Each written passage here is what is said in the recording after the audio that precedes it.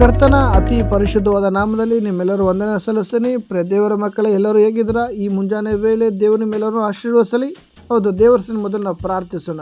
ಆಕಾಶವನ್ನು ಸಿಂಹಾಸನಾಗಿ ಭೂಮಿಯು ಪಾದಪೀಠವನ್ನಾಗಿ ಮಾಡಿಕೊಂಡಿರುವಂಥ ನಮ್ಮ ಪರಲೋಕದಲ್ಲಿರುವಂಥ ತಂದೆಯ ದೇವರೇ, ಅಪ್ಪ, ಈ ಒಂದು ಒಳ್ಳೆಯ ಸಮಯಕ್ಕಾಗಿ ಸ್ತೋತ್ರ ಸ್ವಾಮಿ. ತಂದೆಯ ದೇವರೇ, ಈ ಮುಂಜಾನೆ ವೇಳೆಯಲ್ಲಿ ಸ್ವಾಮಿ ಅಪ್ಪ, ಎಂದಿನಂತೆ ಈ ಒಂದು ದಿನದಲ್ಲಿ ಸ್ವಾಮಿ ಅಪ್ಪ, ಮುಂಜಾನೆಯಲ್ಲಿ ನಿನ್ನ ಸನ್ನಿಧಿಯಲ್ಲಿ ಪ್ರಾರ್ಥಿಸಲು, ಜೀವನ ವಾಕ್ಯವನ್ನು ಧ್ಯಾನಿಸಲು ಕೊಟ್ಟಂಥ ಕೃಪೆಯಾಗಿ ಸ್ತೋತ್ರ ಕರ್ತನೆ. ಎಲ್ಲ ನಿನ್ನ ಕೃಪೆಯಾಗಿದೆ ಸ್ವಾಮಿ. ಈ ವೇಳೆಯಲ್ಲಿ ಸ್ವಾಮಿ ಅಪ್ಪ, ನನ್ನನ್ನೇ ನಿನ್ನ ಹಸ್ತಕ್ಕೊಪ್ಪಿಸಿಕೊಟ್ಟು ಪ್ರಾರ್ಥಿಸ್ತೇನೆ ಕರ್ತನೆ. ವಾಕ್ಯಗಳ ಪದಗಳ ಗೂಢಾರ್ಥ ತಿಳಿಯಪಡಿಸು ಸ್ವಾಮಿ. ನೋಡ್ತಿರುವಂಥ ಪ್ರತಿಯೊಬ್ಬರು, ಚಿಕ್ಕವರು ಮೊದಲುಗೊಂಡು ದೊಡ್ಡವರ ಪರ್ಯಂತ ಎಲ್ಲರನ್ನೂ ನಿನ್ನ ಹಸ್ತಕ್ಕೊಪ್ಪಿಸಿಕೊಟ್ಟು ಪ್ರಾರ್ಥಿಸ್ತೇನೆ ಕರ್ತನೆ. ಇದರಲ್ಲಿ ಪ್ರತಿಯೊಬ್ಬರು ಯಾವುದೇ ಸ್ಥಿತಿಯಲ್ಲಿ, ಪರಿಸ್ಥಿತಿಯಲ್ಲಿ ಇರ್ಬೋದು ರಾಜ್ಯ, ದೇವರಾತ್ಮ ಒಬ್ಬೊಬ್ಬರ ಪರಿಸ್ಥಿತಿಯನ್ನು ಬದಲಾಯಿಸುವಂಥ ನೀನಾಗಿದೆ ಕರ್ತನೆ. ಎಸಪ್ಪ, ನಿಮ್ಮಿಂದ ಅಸಾಧ್ಯವಾದದ್ದು ಯಾವುದೂ ಇಲ್ಲ, ಎಲ್ಲವೂ ನಿಮ್ಮಿಂದ ಸಾಧ್ಯವಾಗಿದೆ ಕರ್ತನೆ. ಈ ವೇಳೆಯಲ್ಲಿ ಕರ್ತನಾದ ದೇವರೇ, ನೋಡ್ತಿರೋ ಪ್ರತಿಯೊಬ್ಬರನ್ನು ನಿನ್ನ ಹಸ್ತಕ್ಕೊಪ್ಪಿಸಿಕೊಟ್ಟು ಪ್ರಾರ್ಥಿಸ್ತಾನೆ. ನಿನ್ನ ವಾಕ್ಯದ ಮುಖಾಂತರ ಒಬ್ಬರ ಸಂಗಡ ಮಾತಾಡಿ ಬಲಪಡಿಸಿ ಸಂತಿಸಿ ನೀನು ನಡೆಸು. ಅದಕ್ಕಾಗಿ ನಿನ್ನ ಹಸ್ತಕ್ಕೆ ಸಂಪೂರ್ಣವಾಗಿ ಎಲ್ಲರೂ ಒಪ್ಪಿಸಿಕೊಟ್ಟು ಪ್ರಾರ್ಥಿಸ್ತಾನೆ. ಎಲ್ಲ ಸ್ತುತಿ, ಸ್ತೋತ್ರ, ಘನಮನ, ಮಹಿಮೆ ನಿಮ್ಮೊಬ್ಬರಿಗೆ ಸರಳ ಕರ್ತನೆ. ಯೇಸುವಿನ ಮೊದಲು ನಮ್ಮದು ಪ್ರಾರ್ಥಿಸ್ತೇನೆ, ನನ್ನ ಪರಲೋಕ ತಂದೆಯ ದೇವರೇ, ಆಮೇಲೆ ಸ್ತೋತ್ರ. ಪ್ರಿಯ ದೇವರ ಮಕ್ಕಳೇ, ಕರ್ತನ ಅತಿ ಪರಿಶುದ್ಧ ನಾಮದಲ್ಲಿ ಮತ್ತೊಂದು ಬಾರಿ ನಿಮ್ಮೆಲ್ಲರೂ ವಂದನೆ ಸಲ್ಲಿಸ್ತೀನಿ. ಎಲ್ಲರೂ ಹೇಗಿದ್ದೀರಾ? ನೀವು ಎಲ್ಲೇ ಇದ್ದರೂ, ಹೇಗೆ ಇದ್ರು, ದೂರದಲ್ಲಿದ್ದರು, ಹತ್ತಿರದಲ್ಲಿದ್ದರು, ಸಮೀಪದಲ್ಲಿದ್ದರು, ಕ್ಷೇಮವಾಗಿ ಆರೋಗ್ಯವಾಗಿ ಚೆನ್ನಾಗಿರಿ. ನಿಮಗೋಸ್ಕರ ಪ್ರಾರ್ಥಿಸ್ತೀನಿ. ಇರುವಂಥ ಸ್ಥಳದ ದೇವರು ನಿಮ್ಮೆಲ್ಲರನ್ನು ಆಶೀರ್ವದಿಸಲಿ. ಈ ವೇಳೆಯಲ್ಲಿ ನಾವು ಜ್ಞಾನೋಕ್ತಿಗಳ ಪುಸ್ತಕ 15ನೇ ಅಧ್ಯಾಯ 1ನೇ ವಾಕ್ಯ ನಾವು ಧ್ಯಾನಿಸೋಣ. ತೆಗೆದಿರೋರು ಓದಿ. ಮೃದುವಾದ ಪ್ರತ್ಯುತ್ತರವು ಸಿಟ್ಟನ್ನಾರಿಸುವುದು, ಬಿರುನುಡಿಯು ಸಿಟ್ಟನ್ನೇರಿಸುವುದು. ಆಮೇನ್. ಪ್ರಿಯ ದೇವರ ಮಗುವೆ, ಈ ಒಂದು ವಾಕ್ಯ ನೋಡುವುದಾದರೆ, ಈ ಲೋಕದಲ್ಲಿ ಪ್ರಿಯ ದೇವರ ಮಗುವೆ, ಅನೇಕರ ಕುಟುಂಬದಲ್ಲಿ ಗಲಿಬಿಲಿ ಏನಕ್ಕಾಗ್ತಿದೆ ಅಂದರೆ, ನಾವು ಮಾತಾಡುವಂಥ ಮಾತು, ನಮ್ಮ ಮಾತು ಹೆಂಗಿರ್ಬೇಕು ಅಂದರೆ ಮೃದುವಾಗಿರಬೇಕು. ಹೌದಂದ್ರೆ ಹೌದು, ಇಲ್ಲ ಅಂದ್ರೆ ಇಲ್ಲ.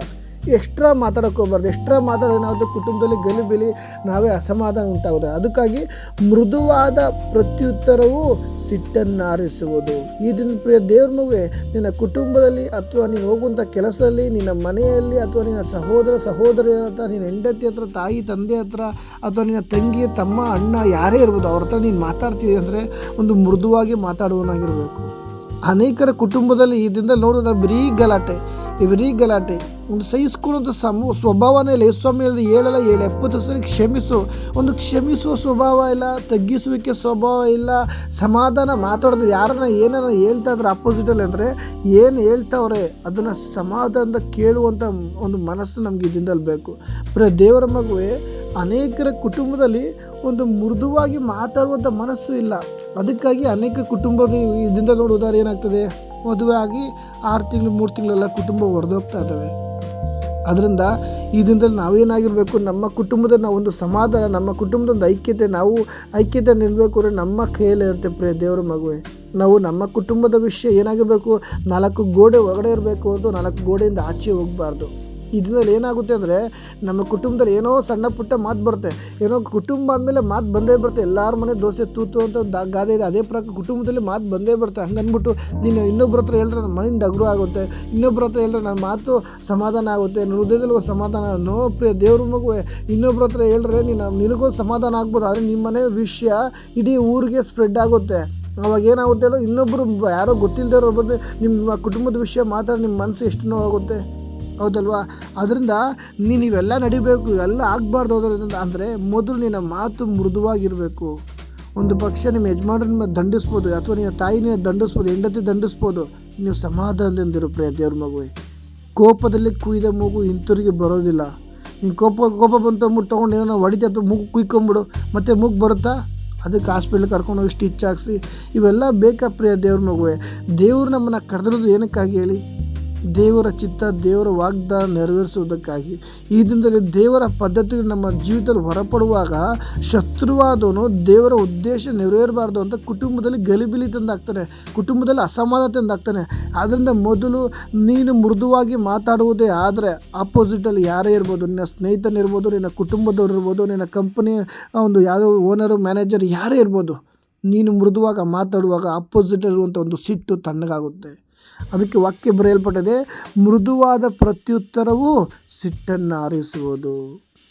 ಬಿರುನುಡಿಯು ಸಿಟ್ಟನ್ನೇರಿಸುವುದು. ಬಿರುನುಡಿ ಅಂದರೆ ಏನಾಗುತ್ತೆ ಹೇಳಿ, ಒಬ್ರು ಯಾರು ಮಾತಾಡ್ತಾರೆ ಮಾತು ಇನ್ನೊಂದು ಹಂಗೆ ಒಂದು ಮಾತು ಬರೋ 2 ಮಾತು ಮಾತಾಡೋದು. ಯಾರು ಒಂದು ಹೇಳ್ತಾರೆ ಅಂದರೆ ತಿರುಗಿ ಇನ್ನೊಂದು 2ರಷ್ಟು ಮಾತಾಡೋದು. ಅವಾಗ ಏನಾಗುತ್ತೆ, ಇನ್ನೂ ಕೋಪ ಉರಿಯೋ ಬೆಂಕಿಗೆ ತುಪ್ಪ ಸುರಿಯೋ ಥರ. ಪ್ರಿಯ ದೇವರು ಒಬ್ಬರು ಕೋಪದಲ್ಲಿ ಮಾತಾಡ್ತಾ ಇದ್ದಾರೆ ಅಂದರೆ ನೀನು ಅವ್ರ ಸಹ ಮಾತಾಡಿದ್ರೆ ಹೆಂಗೆ ಪ್ರಿಯ ದೇವ್ರ ಮಗುವೆ? ಅದರಿಂದ ಇದು ನಿನ್ನ ಮಾತು ಹೆಂಗಿರಬೇಕು ಅಂದರೆ ಸಮಾಧಾನವಾಗಿರಬೇಕು. ನೀನು ಬಿರುನುಡಿಯ ಮಾತು ನಿನ್ನ ಬಾಯಿಂದ ಬರಬಾರ್ದು. ಒಂದು ಕುಟುಂಬ ಹೊಡೆದೋಗೋ ಥರ ಮಾತು, ಒಂದು ಸ್ನೇಹ ಹೊಡೆದೋಗೋ ಥರ ಮಾತು, ದೇವರ ಐಕ್ಯತೆಯಿಂದ ಬಿದ್ದೋಗುವಂಥ ಮಾತು ಬೇಡ. ನಿನ್ನ ಬಾಯಲ್ಲಿ ಆಶೀರ್ವಾದಕರ ಮಾತು ಬರಬೇಕು ಹೊರತು ಬೇಡವಾದ ಮಾತು ಬರಬಾರ್ದು. ಯಾಕಂದರೆ ನಿನ್ನನ್ನು ದೇವರು ಆಶೀರ್ವದಿಸೋದಕ್ಕಾಗಿ ಕರೆದಿದ್ದು, ನಿನ್ನನ್ನು ದೇವರು ಅಭಿವೃದ್ಧಿ ಪಡಿಸೋದಕ್ಕಾಗಿ ಕರೆದಿದ್ದು, ನಿನ್ನನ್ನು ದೇವರು ದರಿದ್ರ ಅಂತ ಕರೆದಿಲ್ಲ. ನಿನ್ನ ದರಿದ್ರ ಥರದಿಂದ ದೇವರು ಹೊರ ತಂದಿದ್ದಾರೆ. ಬೇಡವಾದ ಮಾತು ಶತ್ರು ತಂದಾಕುವಾಗ ಶತ್ರುವಿನ ಮಾತು ಕಿವಿ ಕೊಡಬೇಡ ಪ್ರಿಯ ದೇವ್ರ ಮಗುವೇ. ನಿನ್ನನ್ನು ಶತ್ರುವಿನ ಬಂಧದಿಂದ ನನ್ನ ದೇವರು ಬಿಡಿಸಿದ್ದಾರೆ. ನನಗಾಗಿ ನಿನಗಾಗಿ ಆತನ ಪರಲೋಕದಿಂದ ಇಳಿದು ಬರುವಾಗ ಯೇಸುಸ್ವಾಮಿ ವಿರುದ್ಧ ಎಷ್ಟು ಮಾತಾಡಿದ್ರು, ಉಗಿದ್ರು, ಬೈದರು, ಹೊಡೆದ್ರು. ಯೇಸುಸ್ವಾಮಿ ಏನು ಮಾತಾಡಿಲ್ಲ, ಸೈಲೆಂಟಾಗಿ ಸುಮ್ಮನೆ ಇದ್ರು ಪ್ರಿಯ ದೇವ್ರ ಮಗುವೆ. ಅದೊಂದು ವಾಕ್ಯ ನೋಡೋಣ. ಅದು ವಾಕ್ಯ ನೆನಪಾಗ್ತಿದೆ. ಯೆಶಾಯ ಪ್ರವಾದನ ಗ್ರಂಥ 53ನೇ ಅಧ್ಯಾಯ 7ನೇ ವಾಕ್ಯ. ಅವನು ಬಾಧೆಗೆ ಒಳಗಾಗಿ ತನ್ನನ್ನು ತಗ್ಗಿಸಿಕೊಂಡನು. ಪ್ರಿಯ ದೇವ್ರ ಮಗು, ಯೇಸುಸ್ವಾಮಿ ನನಗಾಗಿ ನಿನಗಾಗಿ ಎಷ್ಟೋ ಬಾಧೆ ಬಂತು. ಹೊಡೆದ್ರು, ಮುಳ್ಕಿರಿದ ಇಟ್ಟರು, ಉಗಿದ್ರು, ಬೈದರು, ಎಲ್ಲ ಮಾಡಿದ್ರು. ಅವನು ಬಾಧೆಗೆ ಒಳಗಾಗಿ ತನ್ನನ್ನು ತಗ್ಗಿಸಿಕೊಂಡನು. ಯಾಕಾಗಿ? ನಿನ್ನನ್ನು ರಕ್ಷಿಸುವುದಕ್ಕೋಸ್ಕರ, ನಿನ್ನ ಪಾಪದಿಂದ ಬಿಡಿಸುವುದಕ್ಕೋಸ್ಕರ ಅವನು ಬಾಧೆಗೆ ಒಳಗಾಗಿ ತನ್ನನ್ನು ತಗ್ಗಿಸಿಕೊಂಡನು. ಬಾಯಿ ತೆರೆಯಲೇ ಇಲ್ಲ. ಈ ದಿನದಲ್ಲಿ ನಾವು ನೋಡುವುದಾದ್ರೆ ಯಾರನ್ನ ಹೋಗಿದ್ರೆ ನಾವು ಇನ್ನೊಂದು ಮಾತು, ದಾರಿಯಲ್ಲಿ ಹೋಗ್ತಾ ಇರ್ತೀವಿ, ಯಾರಾದರೂ ದುಡುಕಿ ನಮ್ಮ ವಿರುದ್ಧವಾಗಿ ಏನೋ ಮಾತಾಡ್ಬಿಡ್ತು, ನಮ್ಗೆ ಏನೋ ಗಾಡೀಲಿ ಹೋಗ್ತಾ ಇರ್ತೀವಿ, ನಮಗೇನೋ ಒಂದು ಸ್ವಲ್ಪ ಟಚ್ ಮಾಡ್ಕೊಂಡು ಹೋಗ್ಬಿಟ್ರೆ ಏನು ಹಿಂಗೆ ಅವ್ರು ಮಾತಾಡ್ತಾರಂತ ಪ್ರಿಯ ದೇವರು, ನೀನು ಮಾತಾಡ, ಅವ್ರಿಗೂ ನಿನಗೂ ವ್ಯತ್ಯಾಸ ಏನು? ಈ ದಿನದಲ್ಲಿ ನಿನ್ನ ಬಾಯಿ ಮೃದುವಾಗಿರಬೇಕು ಪ್ರಿಯ ದೇವ್ರ ಮಗುವೆ.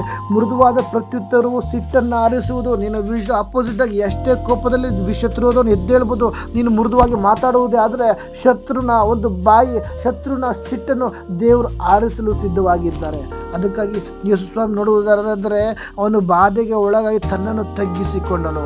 ಬಾಯಿ ತೆರಲೇ ಇಲ್ಲ. ಅಲ್ಲಿಯ ಮಧ್ಯಸ್ಥಾನಕ್ಕೆ ಒಯ್ಯಲ್ಪಡುವ ಕುರಿಯಂತೆಯೂ ಉಣ್ಣೆ ಕತ್ತರಿಸುವವರ ಮುಂದೆ ಮೌನವಾಗಿರುವ ಕುರಿಯ ಹಾಗೆ ಇದ್ದನು. ಬಾಯಿ ತೆರೆಯಲೇ ಇಲ್ಲ. ನೋಡಿದ್ರೆ ನಿನಗೋಸ್ಕರ ಯೇಸುಸ್ವಾಮಿ ಶಿಲುಬೆಗಾಗಿ ಗಲ್ಗೇರು ಶಿಲುಬೆಗೆ ಹಾಕಿ ಅಂಥ ಪರಿಸ್ಥಿತಿ ಬಂದರೂ ಸಹ ಆತನು ಬಾಯಿ ತೆರೀಲೇ ಇಲ್ಲ. ಪ್ರಿಯ ದೇವ್ರ ಮಗು, ಅಲ್ಲೂ ಸಹ ದೇವ್ರೇನಾದ್ರು ಅವರು ಏನು ಮಾಡ್ತಾರೋ ಅವ್ರಿಗೆ ಗೊತ್ತಿಲ್ಲ. ದೇವರೇ ಕ್ಷಮಿಸುವಪ್ಪ, ಅಲ್ಲೂ ಸಹ ಕ್ಷಮಿಸಿದ್ರು. ಅಂಥ ಒಂದು ಕ್ಷಮಿಸುವಂಥ ಮನಸ್ಸು ನಮಗೆ ದಿನ ಬರಬೇಕು. ಅದಕ್ಕಾಗಿ ಮೃದುವಾದ ಪ್ರತ್ಯುತ್ತರವು ಸಿಟ್ಟನ್ನು ಆರಿಸುವುದು. ಈ ದಿನ ನಮ್ಮ ಮಾತು ಮೃದುವಾಗಿರಬೇಕು. ಹೌದಂದ್ರೆ ಹೌದು, ಇಲ್ಲ ಅಂದ್ರೆ ಇಲ್ಲ. ಕುಟುಂಬದಲ್ಲಿ ಐದೊಂದಲ್ಲಿ ಅನೇಕ ಕುಟುಂಬದಲ್ಲಿ ಗಲಿಬಿಲಿ, ಅನೇಕ ಕುಟುಂಬದಲ್ಲಿ ಹೊಡೆದೋಗ್ತಾ ಇರೋದು, ಅನೇಕ ಆತ್ಮಿಕ ಜೀವಿತರು ಬಿದ್ದೋಗ್ತಾ ಇರೋದು, ಇವೆಲ್ಲವೂ ಕಾರಣ ಏನಾಗ್ತಿದೆ ಅಂದರೆ ಮಾತು. ಇದು ನಿನ್ನ ಮಾತು ಹೆಂಗಿರಬೇಕು? ನೀನು ಮಾತಾಡುವಂಥ ಮಾತು ನನ್ನ ದೇವರು ಕೇಳುವಾತನಾಗಿದ್ದಾನೆ.